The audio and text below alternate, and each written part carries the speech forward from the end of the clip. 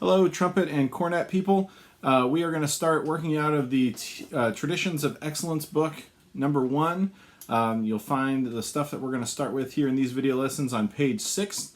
And we're going to talk about trumpet and cornet and talk about how they're the same and different and why we can use them interchangeably for this first book. So what I have here is my trumpet in a pretty standard configuration. We have a mouthpiece, a receiver. That mouthpiece goes into that receiver. It's friction fit. Thumb and 2 fingers to put it in. Little twist. If you pound on it this way, it will get stuck and we'll have to use a special tool to get the mouthpiece out. Lead pipe goes around here into the main tuning slide. That tuning slide moves out and back to help adjust the length of the instrument to tune with other players.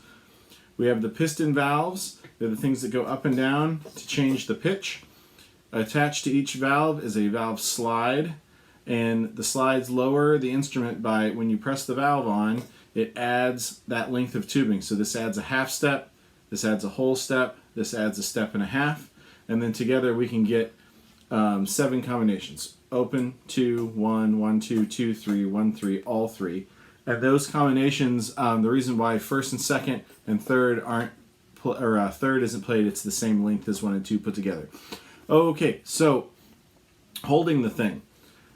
Most trumpets will have a ring and a saddle, a ring for third finger, a saddle for your thumb. And so the thumb goes in the saddle, your ring finger goes in the ring, and your other 2 fingers just kind of settle in there, and your pinky goes somewhere out here.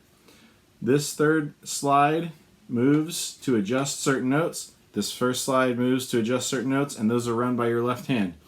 On the right hand should not be carrying any of the weight of the instrument. That is all by the left hand.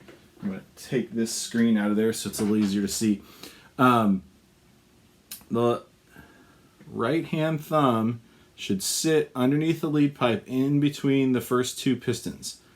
So it looks like this. We're not actually putting it up under here. We're not going like this. So it sits under here.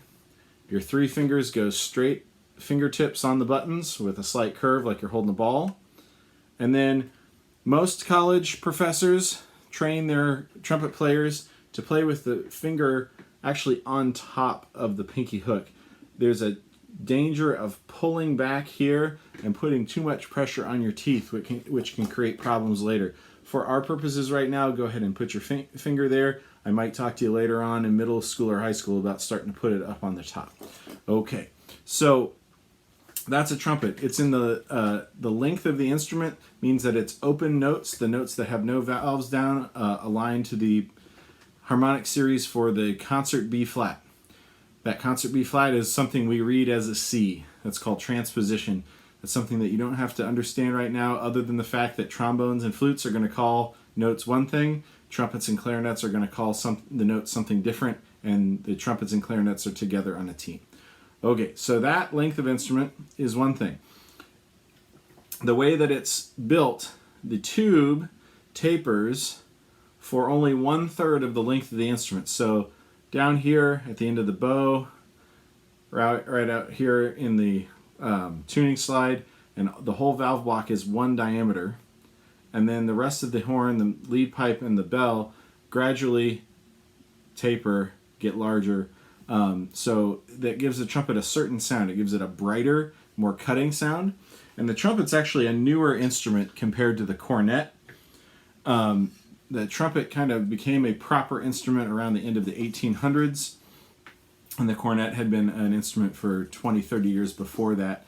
And it was much more popular in the era of John Philip Sousa and Herbert Earl Clark and J.A. Arbin, the 3 people who kind of wrote the book on how to play cornet. So we now have the cornet.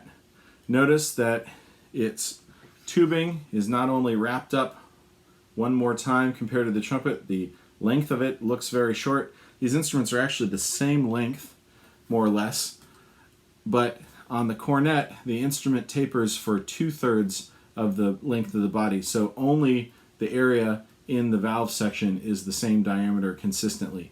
So on a cornet, the only challenge you're going to have is that stuff is a little bit more consolidated down. This lead pipe wraps around. My model is called a shepherd's crook. It has a length of tubing here on the bell that goes down and back in. The idea there is to get a little bit of a gentler curve to try and improve the tone quality. The cornets, if you're in my 5th grade group, all of our cornets are what are called American bell cornets, and it just comes out straight and goes back around just like a trumpet, but then you have the loop here in the front. This is a British style cornet called a shepherd's crook, and I'll play this cornet on the first 2 pages with us, and then I'll switch back and forth between trumpet and cornet, and on the duets I might play cornet on the top and trumpet on the bottom, something like that.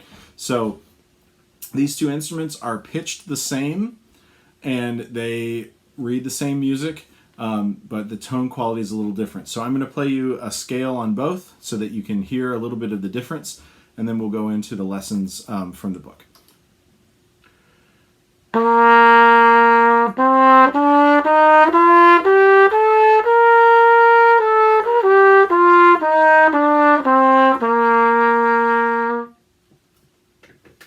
And now on trumpet.